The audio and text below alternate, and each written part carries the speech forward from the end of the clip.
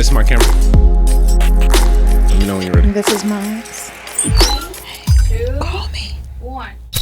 Good evening, it's Dr. Triggs here. Welcome to Triggs Table Talks. I have a very special guest. All my guests are very special. I have Dr. Meena Singh. She's a Harvard Med School graduate, Mayo Clinic trained dermatologist and hair transplant surgeon. Also on the show, Bad Hair Day, as well as having her own clinic. Dr. Singh, thank you for being here. Thank you so much for having me. I'm so excited to jump into this. I know, Me too. I feel like over the past couple of years that like hair care, hair transplants, all things hair have really been taken off in the med field. So I really wanted to have you on here to start to like drop some knowledge on it, if that's okay with you. I'm excited to be here because I haven't been anywhere warm in so many months. So coming to Miami was this is Coming from Kansas City, right? Coming from Kansas, where yes. y'all just had like a blizzard and a hurricane. We right? had a hurricane and a blizzard in the same night a couple days ago. So this is a nice experience for me. That's super weird. Did a little bit too much last night. And today, okay. That's okay. Welcome to Miami. Thank you. you. You just left y'all's. Was it a national conference? It was our AGD? annual dermatology conference. It's the biggest one. Everyone was some there. fun. Snoop performed. I know it's controversial, but that's crazy. he dapped me up personally, and I was able to rap his lyrics back to him in his face. And he loved it. Yes. He loved it. It wasn't me. It was him. He probably tried to take you home. He did not. No, he did not. Good. Well, with that being said, tell us where you're from, like originally, Yes. and how you like got Absolutely. into medicine. Absolutely. So I'm from Kansas. I'm Okay. multiple generations. No wonder you're back such a Kansas. diehard Kansas City Chiefs. Yes. Yeah, Are you a Chiefs fan? Yes. Yes is the answer. My mother was the first Black woman to graduate from her medical school. Oh wow, which medical school was this? UMKC, University UMK. of Missouri, Yep. Kansas City, and she was our inspiration. I have several brothers and sisters, and many of us are in medicine, and she is such a pillar in her community. So she is.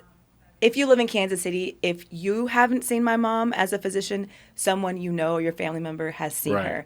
And so I really, really wanted to be that kind of physician. She was my main role model. So I did go to Harvard for medical school. I trained at Mayo Clinic. I did a hair transplant fellowship in New York City. Okay. But I always wanted to come back home and be present for my community. In Kansas City, there's a lot of brain drain. So people Right. will be from Kansas City and go off and do amazing things and never Yeah. contribute back to the community. So I Right. wanted to stay in my community. What specialty was your mom practicing? She's internist. Okay, so Uh-huh. everybody got a piece. And for those that don't know, like Harvard Medical School is a big deal. Mayo Clinic is a huge deal. So this is a very smart whippersnapper. Okay. Young whippersnapper. Young whippersnapper. whippersnapper. She's being very modest. Those are very, very tough schools and training programs to get into. Like very, very elite. I won't say elitist, but very elite. Well, I'm so happy. Well, to thank have you. here. That's kind. Is it? Okay, I just wanted to Yeah. make sure. Like, some people get offended. I'm not from an elitist situation. Oh, no, I'm going to say thank you. All right, perfect. It took a lot of work. No, I trust me. I know. Yes, I know you know. Oh, I know. So your Yes. mom was this like visionary or just great role model for Fantastic. you. Yes. And you jumped into this. So why derm? Okay, so I have my own story because I almost was a dermatologist. What happened? I'm gonna have to tell you. In a Okay, second. go ahead. Sorry. Yeah, go Dang, ahead. I couldn't wait for it. Suspense was killing me. So anyhow, I definitely wanted to solely be the Chiefs doctor, orthopedic surgeon. I knew I was going into sports medicine. Right. However, I did get pregnant in medical school, so I Okay. had my first child, and I did a full years-long fellowship in orthopedic surgery. But while I was married at the time, he knew he wanted to be a dermatologist. And because I was doing research and I had just had a child, I had extra, this doesn't make sense, but I actually had extra time to write up research papers. And so I wrote up all his research for him. Right. And so I just got published in dermatology. And it was interesting because dermatology is one of the most competitive specialties. It is. And his principal investigator, credit to him, was like, why don't you just go into derm? It's like, I want to be a real doctor. I want to be a surgeon. I had no idea what dermatology was. Right. And so he was pushing me to go into derm, which no one does. People are usually like, nah, you can't go into derm. It's too competitive. I happened to be very competitive because I was trying to get into orthopedic surgery. Yep. So I was like, I'll do a rotation. So I did a rotation. I was like, oh, this is dermatology. Yeah. We do surgery, pathology. It's like general field. Yep. And we do procedures all day, every day. And with now having a child, I was thinking, gosh, the training for orthopedics, I'm not going to be around. Who's going to watch this child? I'm going to be on call all the time. And I did really care for the surgeries, but the actual clinic I didn't care for. Right. And then I realized that you actually need more Black dermatologists. You know, when you're fixing a bone, it really doesn't matter what the patient looks like. Exactly. For dermatology, it significantly matters what the agree. patient looks like, how you treat them, how disease states manifest are completely different with dermatology. And so I felt like there was a need there. And again, my mom is my main influence, and so I wanted to be meeting a need, basically. Right. So that is how. I want to be like my mama. Yeah, like my mommy. I'm not mad at that. It's funny. So, like I said, I have my own derm story. So I wanted to be a neurosurgeon, but I hated it once I finally shadowed it. Right. It was not a personality fit. Yeah. And so my maternal grandmother died of melanoma. I never met her. Oh, what? Yeah, she had melanoma on her inner thigh. And really? She died That's when odd. my mom was 17. I know. And so that always piqued my curiosity. Yeah. And so I applied to the American Academy of Dermatology. They had this like 1 month mentorship program. Yes. And so I did it as a second year, and Mahiri allowed me to do it. So I did it at Vanderbilt for a month, and I loved it. Yeah. I loved the clinic. They used to do these things when they would have like their didactics where I think it was like once a month, and you would have to go in groups into these clinic rooms, and you wouldn't know anything but like a short blurb of the history, and then grand rounds. Yeah, Yes. so grand rounds, and then you would have to try to figure out like what disease they had. They were given these skin manifestations. And I thought that was so cool. And then I did like a week on Mohs surgery. Oh, yeah. Well, that's what I do as well. Yeah. So I loved it. And I was telling one of the residents about it. I was like, all right, well, you should check out plastics just to make sure. Because I knew I wanted to do something with my hands. And I did rotation on plastics, and that's what just kind of hooked me. But I was close. I was about to be a dermatologist. Missed you. I was almost there, baby. You missed out on all the parties because we know how to party. Yeah. Dermatologists, we get down. Also, there's such a connection between all of us. We have like the Skin of Color Society. Mm-hmm. We have the National Medical Association Derm Society. And so there's such a core because we are one of the least diverse fields in medicine. So we really stick together. That. So we could have used you, but that's fine. That's all right. I mean, you're doing your thing. Yeah, I'm trying. You don't need to be a dermatologist. I'm trying. You know? And plus, we do a lot of things that you probably do anyway. A lot of aesthetics. Yeah. Yeah. Oh, of course. Yeah. Yeah. You know, we don't do BBLs though. I mean, I don't. Personally. I've heard some people that do though. Actually, some people do. Yeah. But you know, liposuction is a dermatology procedure. I've heard. Yeah. I've heard. Tumescence is a dermatology procedure. I've heard. I don't want to get into that. Oh, sorry. No, I'm just messing We're moving with on. You. I'm just messing with you. So, going to Harvard Medical School, how was that experience compared to like coming from Kansas City? Okay, I will say, being from Kansas City, we were very sheltered, I would say. I grew up in the suburbs. It was a certain experience. Everyone's very, very nice. It's very warm, easy, suburbanite. Midwest hospitality. Midwest. But then I went to undergrad at USC. Okay. And it was very similar. Very warm, very close-knit environment, especially for the Black students. It was just like amazing. And then I got to Boston, right? That's a culture shock. Culture shock. I remember the first day I was there. You know how they have bops in the grocery store? Yeah. So I was like, okay. I was dancing in the aisles, and someone was like, Miss, you're not from here, are you? I was like, dang, it's the joy. The joy. The joy is the joy. No, but I will say Harvard Medical School was amazing. It was super diverse. We had so many minorities in our class, and it was kind of like, it felt like you were surrounded by the best, the brightest, the dopest, and we were a family. And it was interesting because none of us were from there, and there were dorms. So it was like we were all adults living in the same dorm. Yeah. So we were just so close, a serious family, and it was one of the best experiences. I feel like my peak joy was medical school. And I will say, people are like, oh, medical school is so hard. I was biomedical engineering as an undergrad. Me too. What? BME? Were you in NSBE? Yeah, I was in NSBE. And then I switched majors to go to med school. So I copped out. Like my end of my junior year, I got into the honor society and everything. So you did not get your degree in engineering? No. Oh, I hate to hear that. Yeah. Not that it matters. I got into the honor society, though. Good job. And then I switched to chemistry. It's easier. Yeah. So I BME is very rigorous. So I could go to med school. Yes. Yes. Well, good job. But yes, I was biomedical engineering. As you know, it's very rigorous. So by the time you get to med school, it's like a cakewalk. I mean, honestly, it really is because you've already covered everything, and it's just memorization at that point. So our first 2 years, I barely had to study. Truly.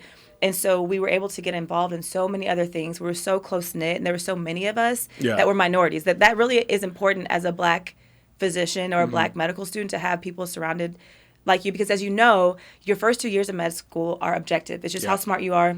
Can you take the test? The second 2 years are mainly subjective. Yep. You could be the smartest person in your rotation, but if you come off different, Yeah. if you're a little too eager, a little too competitive, if you said something wrong, Yeah. if You you gotta don't speak up read enough. the room. Yes, it's Yeah. all subjective and how you're received. And so having people like yourself represent actually means something. It's so funny. There were so many of us that actually Hurricane Katrina happened at the time. Right. And we were doing a rotation, and there were just so many Black medical students in this particular rotation. Someone literally said, "Hey, are you guys from New Orleans?" They thought that we Yeah. had been displaced and were attending medical school in Boston because we had been displaced from Hurricane Katrina. That's crazy. Isn't that crazy? Yeah. I loved it. I loved it so much that I had 2 children while I was there. Oh, Yeah. That means you really had a good time. I had a great time. First child was conceived in the dorms. But that's crazy though, because Mm-hmm. I mean, I had like a really good undergraduate time. I was Greek. I was really well known. I was on the scene or outside, as they say now. Yes, uh-huh. And I went to Meharry in tight, close knit. Yep. Like I lived damn near on campus, and so it was like the same experience. Yes. And so when people say, "Yeah, I had such a great time in college," I was like, I think I may have had more fun in med school than I yes, did it's very in college. close. Yeah. Yes, it's very close. Just because Yes. like we were family. It was just a great experience, and everyone was so high achieving and so Everybody's about impressive. business. Yeah. So impressive. Yeah, you had to be. And many of us are went into very competitive specialties as well, and so it was really amazing. Man, I miss it. I love, man. I'm telling you, sometimes I DM my homeboy. He was like my best friend in med school. We used to study all the time. I was like, man, if I could just do like 1 week again, you know what I'm saying, just to try it out, you know. Honestly, so I reconnected with my friend, a couple friends from med school last night that live here in Florida, and all we were talking about is the nostalgia, how we could just go back. Yeah. And I just want to go back, and I wish I could bring my kids with me so they could experience it, because it was the early 2000s. Yo, yeah. Kanye, College Dropout had just dropped. Crunk music had just come out. Yep. And That's when everybody used to actually dance in the clubs too, and there was no social dripping, media. pouring with sweat. Yeah. And we studied our butts off. It was like Yeah. we were doing everything. Work hard, play hard. Yep. We were excelling academically. Oh, it was good times. Oh my Yeah. gosh. Then I had to get serious. So how was that Mm-hmm. transition from the classroom to your clinicals? How was that working? Fantastic. Oh, it was good. But I mean, so you understand. So I got pregnant in the dorms. Mm-hmm. So my third year rotations, I was pregnant. Okay. And so I was doing general surgery, 8 months pregnant, running up and down the you have all your wound care. Mm-hmm. And because I was so visibly pregnant and a female, I wanted to make sure that I kind of overcompensated. Right. So I was volunteering for everything. In any case that was going 8 to 10 hours, I was there and on my feet the whole time. Right. And I was like I said, overcompensating. I wanted to be competitive, and I didn't want people to look at me like, oh, she's pregnant, so it's going to be an Right. excuse. Yep. So I feel like I killed it, obviously, but I excelled. I will say that. Yeah. But it was very challenging being that pregnant, and then also on my main rotations. And so you go through these clinicals, you go through, thinking about being an orthopedic surgeon, and you transition to dermatology. Mm-hmm. How was your training in terms of, you know what I'm saying, that fit? Do you were like, oh man, I should have stayed in ortho, or do you like, man, I really made the right, God really leads you the right way, right? Correct. Yeah. I 100%, again, I loved orthopedics. I'm a jock. I played 4 sports in high school. I played softball in college. I felt like I fit into the culture so well.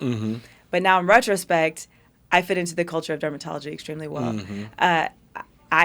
My children are my priority. And so being able to actually raise them, not missing a single thing. Right. So currently, I'm going to answer your question, but currently I have, my oldest is in college. I have not missed one of her track meets. I go to all her indoor, outdoor, so dope. cross-country meets. And I also have 2 other children that I don't miss usually anything for them as well. And so once I started to see what orthopedics was like, and I already had a child, I was really concerned that I would miss what they had going on. So while I loved being in the OR, I was very concerned with that. So I had to pivot and find something where I could make it happen for my children. So, I work like 8:30 to 4:30, but in that time I'm doing constant procedures. And so when I got to dermatology training, to answer your question finally, I was like, yeah, this is where I need to be. Also, dermatology is visual. Yeah. And I'm a visual learner. What do you call it when you can look at something and remember it forever? Really quickly? The kind of memory. I don't know that. Oh, what's the word for that? It's gonna pop in I your know, head it's as soon fine. as this thing I don't have over, that too. memory. Yeah. the recall I don't have. But when you can look at something, you can memorize it really quick. Anyway, so I had that. And so this is how I got into hair. Basically, when I was in dermatology training. Oh, that you took my question. Oh, All right. sorry. No, that's perfect. This is how I knew it was the perfect fit for me. Basically, there was a study that showed that Black women in particular, one of the main reasons they sought out dermatologic care was for hair loss. Hair loss is like an epidemic amongst Black women. And again, my mom is my main It's kind of role like model. a quiet epidemic too, because you don't hear a lot about it. No, not unless you happen to have it and then you realize, or unless you're a dermatologist that you're not by yourself. Yeah. Yes. And so, again, my mom is my role model, and I wanted to be like her and how she contributes so much to her community. So that was when, like, I need to figure out how to treat hair loss and be an expert in that. Right. Because actually, if you are a Black female dermatologist and you don't treat hair loss, you will end up treating hair loss. People will seek you out just for those issues, because that is one of the main conditions that we suffer from. Oh my God, that's crazy. So in your practice, the Skin and Hair Center, I forgot to mention that, in Kansas City. Yes. What are some of your bread and butter services that you offer, or what do people come and see you most about? I'm assuming hair loss now? So hair transplant for sure. I'm a hair transplant surgeon. I do a medical hair loss clinic as well, and we do a ton of non-surgical procedures. I do more non-surgical hair restoration than I do surgical, because not everyone is a hair transplant candidate. Right. But I'm also a dermatologic surgeon, so I do everything. I do the Mohs skin cancer surgery. I do all cosmetics, fillers, Botox, lasers, chemical peels, and then I also do general dermatology. Okay. So I do everything. I finally have a dermatologist now, so I'm trying to get my skin together, because, man, it's working. Man, thank you. They're doing it. Thank you. Shout out to Dr. Stevens out here in Boca, getting me right. Yep. I lost my train of thought. Oh, Dr. Alessa Stevens? Yeah. Yeah, I was hanging out with her this weekend. She's amazing. Man. Yeah, man. She's amazing. She's been getting me right. Oh, yeah, that's the one. She's very stern, though, because I was kind of like hodgepodging on my routine. And she was like, I didn't tell you to do that. I didn't tell you to do this. Why didn't you do that? I was like, okay, let me tighten my ass up. What would you say is like one of your favorite procedures to perform? Out of all the, like, your cosmetic, your hair, what is some of your favorite hair transplant ones? for sure. The reason is I'm able to be because you're so meticulous. Somebody is got to be. Yeah. So yes, hair transplant, because you're able to see just one patient for several hours and focus on them. So you really get to know your patients well. You're really focused on them, and there's an art to it. There's design. It takes a whole team. Right. And so it's a whole production, actually. And so that is my favorite thing. And it's the befores and afters are amazing. And you really are fixing someone's appearance. With everything else that we do, it's subtle. And when I do cosmetics, no one else should know that you had it done. So I'm not someone where after you see these patients, they're asking, whoa, what'd you have done? It's very so subtle. I want people to look a lot better, but not be so obvious. And so that's with the my hair take transplant, on it too. Yes. Even though sometimes I have to give them what they want, but that's I mean, like a BBL is different. A BBL is yeah. different, right? Yeah. But with facial aesthetics, I want you to look amazing and be happy and almost do like a reconstruction to get you where you were before, right, but not look like a different person. And so it's interesting because I have a lot of colleagues that are plastics that do rhinoplasties. Yeah. And they look amazing, but I'm like, wow, how are they recognizable after that? You really look like a completely different person. So exactly. If you see me for your aesthetics, you will not be looking like a different person, just look better. I love it. But hair transplant is one of those things where I like it because it's not the next day you look different. It's a very gradual. Right. And so it takes a whole year for everything to grow in. That's a lot of like kind of coaching the patient at the same time too. Yeah, but it's nice because you don't want to have a patch of bald and then the next day look completely different. Like you definitely had a hair transplant. And so it's nice because no one should know you had a hair transplant. It's just a gradual improvement and then full head of hair. So how do you feel about those patients that go to Turkey to handle their hair loss? Is there something they're doing different out there, and why is it so prevalent out there? It's okay. These are the pros and cons. So I have a lot of amazing colleagues in Turkey, but you have to know the right person to go to. Right. The pro is that it's extremely cheap. It's so much cheaper, and it's like you get to see Istanbul. It's an amazing city, half in Asia, half in Europe. It's an amazing experience, and you get a hair transplant with a lot lower price point. I will say, unless you are confident that you have exactly male pattern hair loss and nothing else going on, I would not travel internationally because you can have complications. And, they only do follicular unit extraction. And so there are other techniques, but they shave the entire back of the head. So if you're a woman, I would not get your entire back of the head shaved. We have some other techniques where we can just barely trim the hair or do other techniques so that you're not shaving the entire back of the hair. And especially if you're a woman with afro textured hair, I don't think it's a good idea to go to Turkey and have because what if you have locks or what if you have Yeah. really long hair? This is going to take years to get your hair to grow back. Mm-hmm. Also, in Turkey, many people only do sharp. This is really kind of technical follicular Right. unit extraction. If you have actual afro textured hair, that's not the best tool to use because you could get a high transection rate and kind of slimmer grafts, and so the before and after might not be as good. So unless if you have straight hair, and you know for sure you have male pattern hair loss, for sure because it's Right. a lot cheaper. But there are scarring alopecias that mimic male and female pattern hair loss, and a lot of people have it. I'm diagnosing it left and right. Right. They will not diagnose you with these things. They're not going to do a They're medical just there visit. Yes, to if you show like up there, technicians, basically. yeah, well, I mean, they're surgeons, but if Yeah. you show up there, they're going to do a hair transplant. Yeah. Whereas I was stating earlier, if I see you, I'm telling a lot of people you are not hair transplant candidates. Mm-hmm. We're going to do at least a year, maybe 2 years worth of medical therapy, non-surgical hair restoration, and then if you're a good candidate, we can fill in the areas where the hair hasn't grown back. That's a more comprehensive evaluation and thorough treatment. Right. If you show up in Turkey, they're going to give you a hair transplant. I just had a patient who went to Turkey for a hair transplant, is not a hair transplant candidate. She has scarring alopecia, and they were only able to transplant like this amount of hair Oh, in this wow. graft. She has hair loss throughout, and so she got a whole procedure.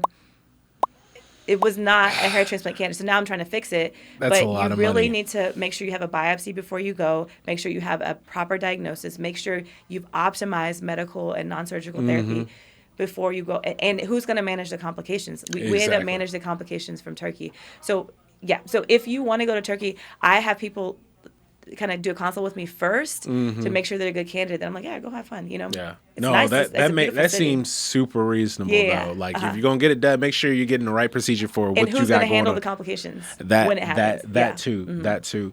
In your 16 years of experience, Yes. have you seen any trends with Botox, lasers, and fillers that have changed, over the past like couple of years? Yes. What have you seen that's new? Okay, so we can talk about lasers. When I was in training, again, where I trained was Mayo Clinic, so we didn't see a lot of skin of color. So I had to do a special rotation just to learn skin of color. Right. There weren't as many lasers available for us. Right. And so there were myths that black people can't get laser. Right. Or laser hair removal, those kind of things. So now we have lasers that are almost meant for skin of color. They target a deeper pigment. They're not target our surface pigment, Right. and they're considered safe for us in our hands.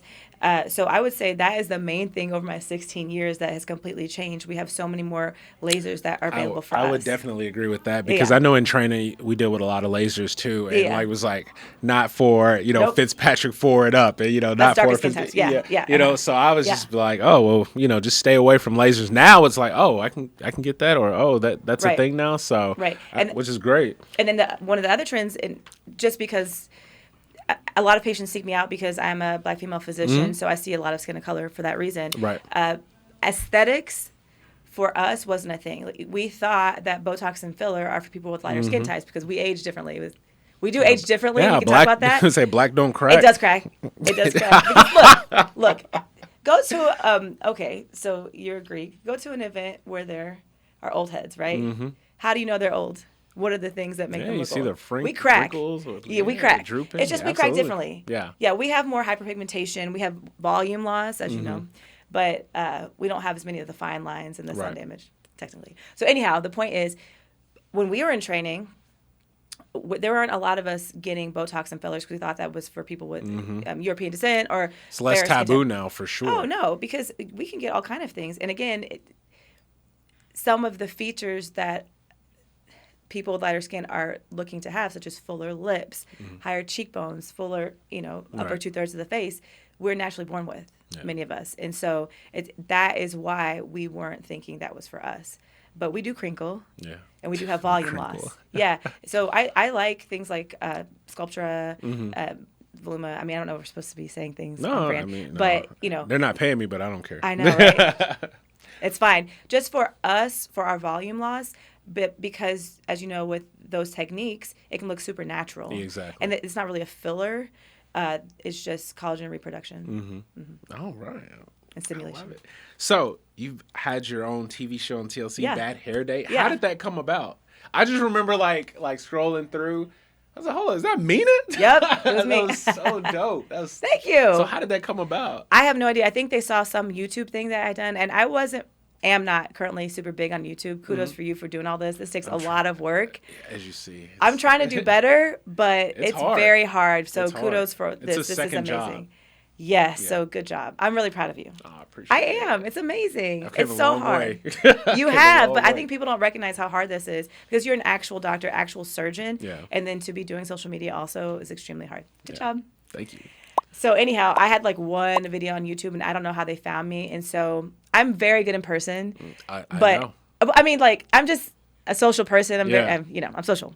So in person, I'm good. But if you try to catch me something that I've done on the internet, you will never get my Right. flavor, my energy over the internet. So somehow they found me and they asked me to do an interview on camera. And so I try to just be as engaging as possible and explain things as well as possible so they understood my practice and what's important with regards to hair loss. Right. And so somehow they felt like I was a good fit, thankfully, because I am a lot better in person. So that's how it came about. They just found Okay. me on the internet.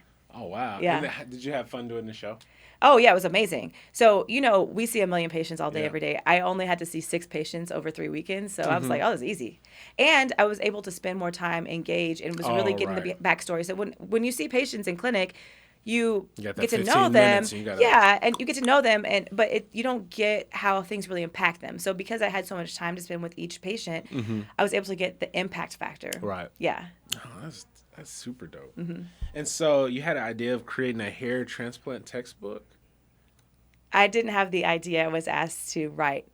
Just asked to write it. Well, no. I was a co-author. Yeah. I was asked to be a co-author for a hair transplant textbook. So shout out to my mentor, Dr. Mark Avram. He trained me in hair transplant. It seemed like it took a lot of time, a lot of work. So I'm really efficient when I sit down and do something because, as you know, I have 3 kids, super busy. Yeah. I'm doing like all the things. And so when I sit down to do something, I can just turn something out. And Right. plus the knowledge is here. I didn't have to look anything up. And so I just okay. like turn it out. Yeah. Yeah. So it was quick. It was easy. On Yes. top of like practice, on top of the kids and like everything else going on. You're just Now- like, I'm just going to, help write this textbook real quick. I did not say I did it on time. Oh, okay. So that when I did sit down and do it, the deadline had already passed. Okay. So when I sat down, I turned it out. Yeah. But the deadline has far passed. So don't give me too much credit.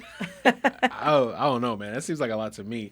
But yeah, that's dope. So, we're here with Dr. Meena Singh. So remember, if you like this content, to click like and subscribe. We're just now getting to the meat of the conversation.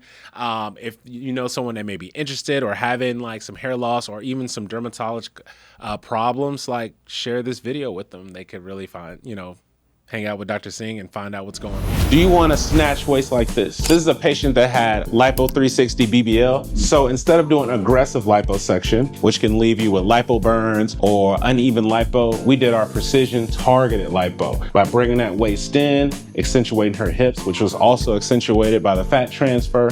Now she has this super small waist complemented with her faja that's also gonna help versus her pre-photos. So if you're interested in this procedure or any other procedure I perform, please click the link or call for your free consultation. Hey guys, welcome back to Triggs Table Talks. I have Dr. Meena Singh, world-renowned hair transplant surgeon and dermatologist operating out of Kansas City. So now we're about to jump into some tricky Triggs trivia. Oh my God. Dr. Singh, I don't have any money for you. You don't I want don't any care. I'm good just prizes. nervous. We're just gonna throw some random questions at you. It's gonna be Okay. great. It's gonna be great. Why you over here acting funny? But mind you, I am in Miami. So I did enjoy my time last night in Miami. So I'm going to try to stay sharp. It's gonna be fun. Here we go. Okay. All right. Which skin concerns can be treated with laser therapy? Wrinkles and fine lines, acne scars and pigmentation, hair removal, or all of the above? Okay, these are easy. It's all of the above. Yeah. And I actually have one laser that does all of it. It's Aerolase, and it's for skin of color. You're familiar with it, obviously. Yep. It can do all those I've been things. getting it. You've been getting Aerolase? Yeah. See? Dr. Stevens, she's been getting your boy right. Shout out Dr. Alexa Stevens. She's amazing. Oh my gosh. She was like, girl. yeah, we should Yeah. do the Aerolase. Have you heard of that? And I because was it like, does. no. It can treat all of those. Yeah. Okay, so I'm sharp enough to know. Yeah, these so I've questions. been getting like Your pseudofolliculitis treated, a little hyperpigmentation, a little, yeah. Yeah. And you're glowing. Good job, Dr. Stevens. Hey, shut up. Yeah. She was supposed to actually record today.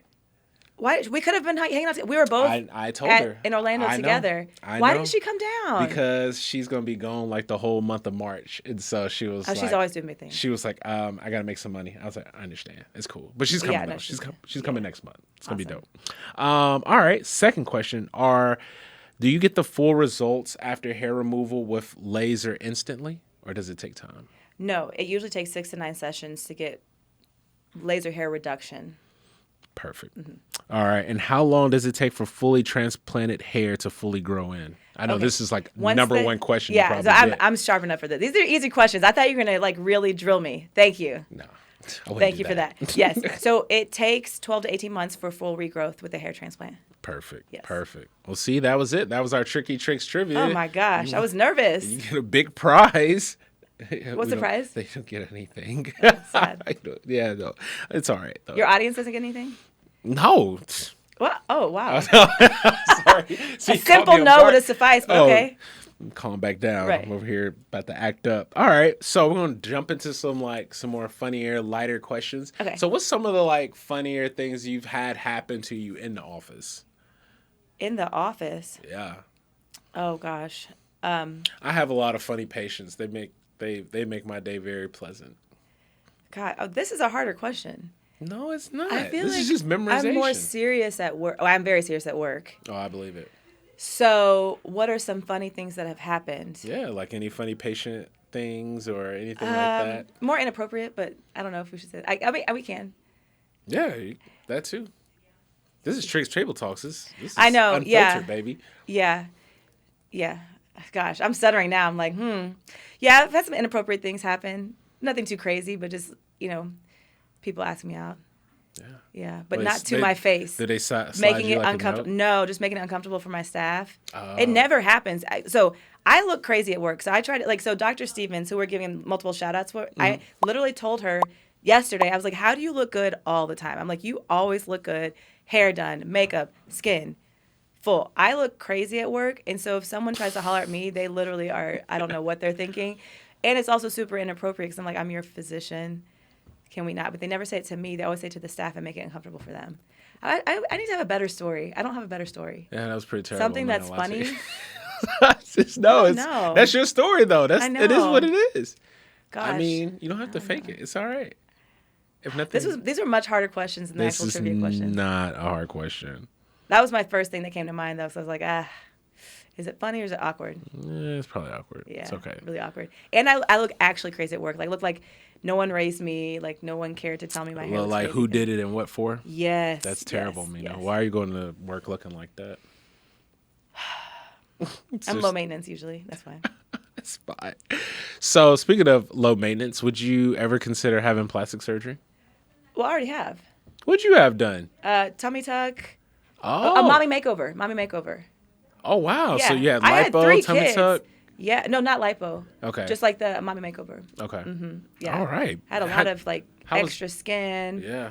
And after I had my 3rd child, so I breastfed with all of them. They don't tell you. So we don't learn this in medical school.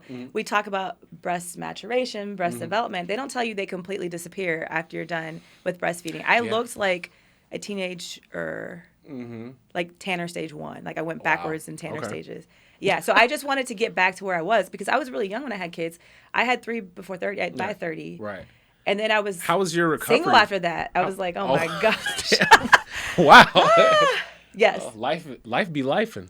That was fine. Yeah. Everyone's alive. Well, how was your recovery with all that? Well, I worked immediately afterwards, and they tell you can't Yeah. straighten up afterwards. So I was doing surgery, and I had a lot of back pain afterwards because you couldn't fully stretch out. Right. So I was having to I'm go about to like tell that. all my patients that, take it easy, but I was not a if good you gotta patient. if you gotta go to work, still be doing I what was this not a lady good be doing. patient, and I tried to exercise right away.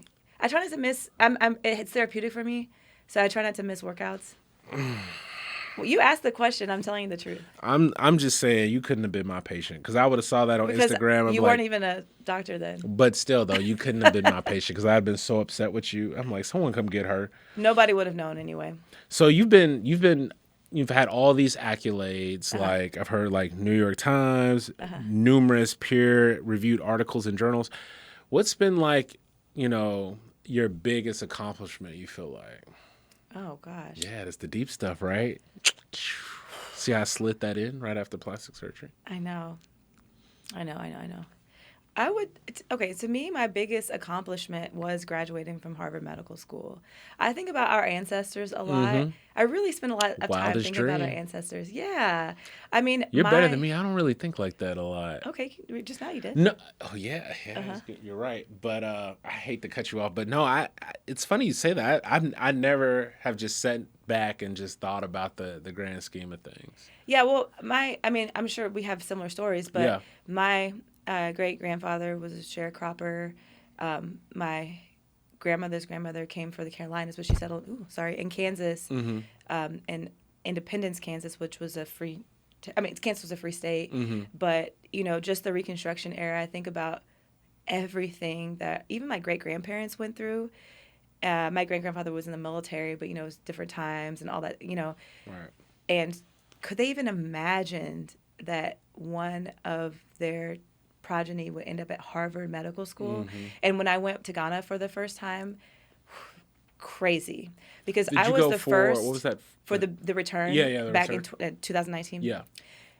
When you are in those slave castles and you put your feet on that side of the Atlantic Ocean and you realize it's been 400 years since anyone from your family has touched that territory, and when they were kidnapped, stolen, did they think it would be 400 years before one of their children returned? I think about it all the time. So I'm always like, so what am I going to do so that our generations have some kind of legacy where, again, we're making our ancestors proud? And then, so I'm half Indian as well. I think about that. So my dad was one of the first to come from India to the States from his region. Right. So he's born in 1930. So he was colonized by the British. Okay. So, I mean, all of our sides have been oppressed somehow.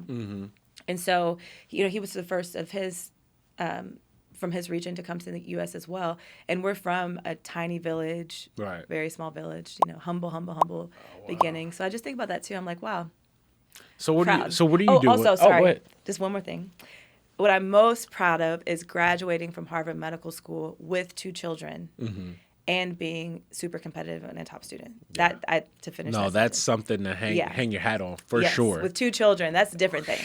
Yes. Man, I had 2 children in residency, and I can only imagine in medical school. Oh, you school. look great for having 2 kids. I know, man.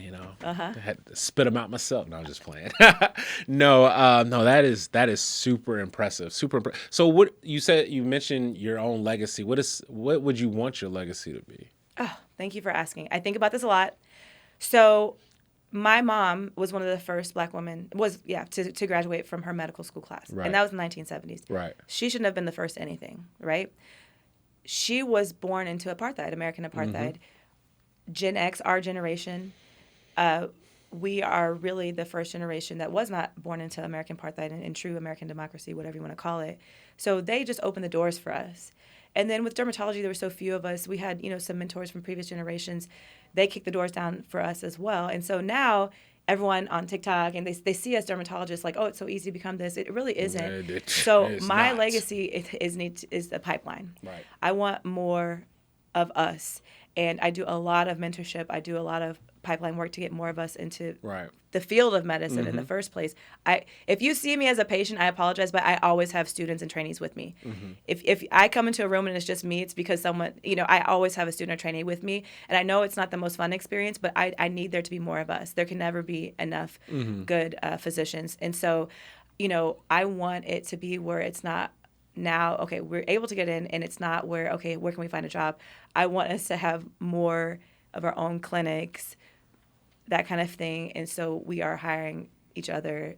And so that when our kids grow up, they're not wondering how they're going to get into residency. Right. I want us to have our own, because no one is looking out for us. As you know, right. No one is looking out for us. And it's interesting because with the DEI and everything that's going on, I don't know why people think it's easier for us to get in. It never has been, especially with medicine. We talked about how it's objective. How you come off to people is how well you do. Exactly. And no one is looking out for us. And so it's much harder for us to be successful. We have to be that much better. Right. And so, I want to make sure I'm looking out for us. Yeah, work twice as hard to get half as what they got. That's what they say. Yes, it's very real. So I know there was like a big movement, what was it, 2 years ago, where it came to it was within the derm community. It was last year.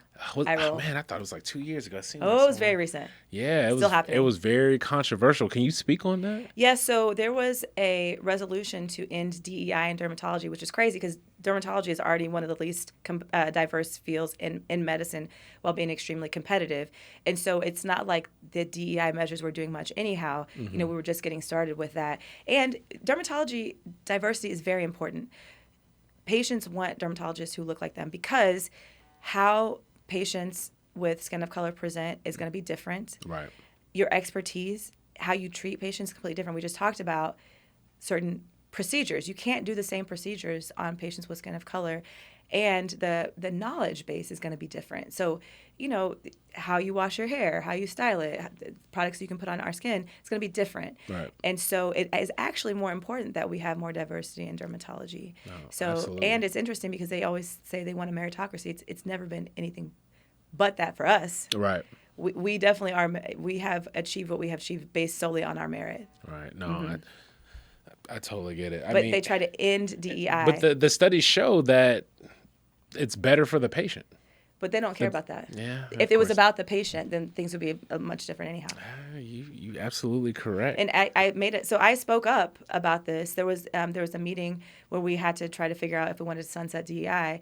And I said, our patients are literally begging for us. They don't even know how to find us. We have a blackdermdirectory.com where you can find black physician, dermatologists, but they're literally begging. I'll post something, or my colleagues will post something. And they'll say, where are you? There's no one like you in our community, which is actually crazy in 2025. Yeah. But they want to end it, though. It's fine. It wasn't doing that well anyway. I mean, there are not that many of us anyhow. It's for us. It's for us to do, to increase our numbers. Is that what you're doing with the AED and Yes. as well as NMA as well too? That's Absolutely. So National Medical Association only exists because we weren't allowed to be members of the American Medical Association. Right. So NMA, National Medical Association, has been around for over 150 years, still going strong. Our dermatology section is amazing. Shout out NMA Derm. Dr. Hope Mitchell is the chair right now. We have a very strong mentorship program. They just put that over 100 trainees have now matched. Oh, wow. We have something called the Nth Dimensions. It is a pipeline program where we pair medical students with mentors to do research programs, get expertise, become more competitive. And so hundreds of those trainees have now matched as well. So I do a lot of mentorship. And like I said, sorry to my patients, but there will always be a student or trainee in the room with you because I have to make sure that I'm doing my part because a lot of people did things for us, right? Right. We wouldn't be here without people mentoring us. So I have to make sure I'm doing the same. Oh, that's so dope. How do you find the time to do all of this as well as take care of like 3 girls that are like super involved? Well, I'm not going to give myself any credit. I have a village. And so like, first of all, my staff is amazing. Okay. My managers, my staff, they hold it down. I only do the things that I can do. They do everything else. And then my family village is amazing. First of all, my parents are amazing. My dad, I haven't spoken about him, but he was like father of the year every year. There's 5 of us, and he was at everything. Everybody knows my daddy because he was our loudest cheerleader. He held it down.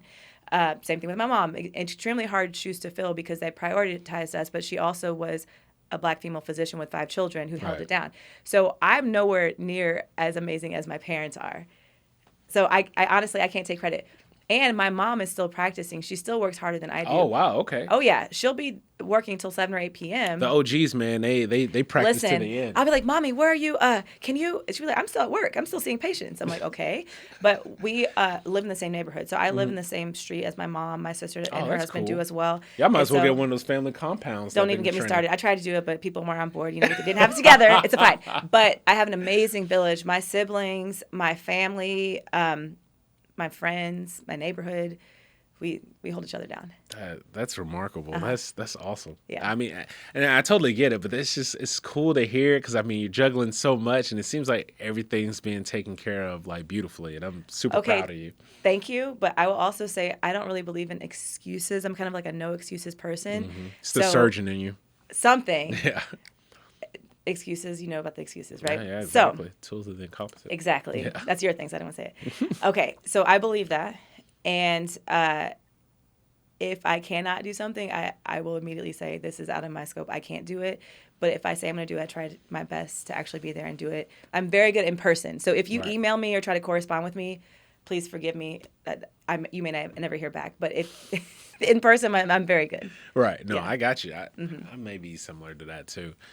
Well, Dr. It's Singh. hard. Well, Meena, I appreciate you being here today. Thanks for having me. This is awesome. No, thank you for coming. Like I don't know what I was at a plastics conference and I was just like, man, it would be great to have on the podcast. And I don't know why I didn't think about you sooner. And I'm sorry for being being tardy to the party. Forgets. But thank you for being here. I really appreciate it. I'm super proud of you, what you got going on. It's Thank you. so Likewise. dope. I feel like, let's see, I've been following you for like 4 or 5 years. That makes sense. Yep. And COVID era. And you just It was since the COVID era. the all COVID those, era, doctor trends. exactly. Yeah. And I was just like, yo, she's just like killing it right now. So Thank you. if people want to like get in touch with you, Yes. whether that's for like for a consultation or or a med student that's trying to like become absolutely. a mentor or something like that, how can people get in touch with you? So you can follow me at Dr. Meena Singh, and my clinic is at Skin and Hair Center. So you can DM me at one of those places. But if you go to skinandhaircenter.com, we have an info sheet that you can fill out where you can contact us. And we just opened 3 months ago. So I really would love your guys' support. Thank you. Yeah, all the way in Kansas City. Get some good barbecue while you out there. But we have a good lot time. of people come to see me from other places. Yeah, that's kind of like people will travel for great care. Yeah. Just like absolutely. I'll travel for a great barber. I remember, this is off subject. I was driving like an hour just to get a haircut when I was in medical school, but we're not talking about that right now. No, it makes sense. But you live in Miami, so I think people come here because they're like, look, I was willing to, I'm not willing, I was more than happy and very excited to do this podcast. So I was like, I'm going to be in Florida anyway. I need some beach. I'm 100%. If we can do it on Monday, I will be there. And I was like, oh, that's it was perfect because that's usually when I record. Less. I will be there. Coming to Kansas City is a little bit different, so I really appreciate the patients that travel to come see me. No problem. Yeah. With that being said, guys, thank you for tuning in.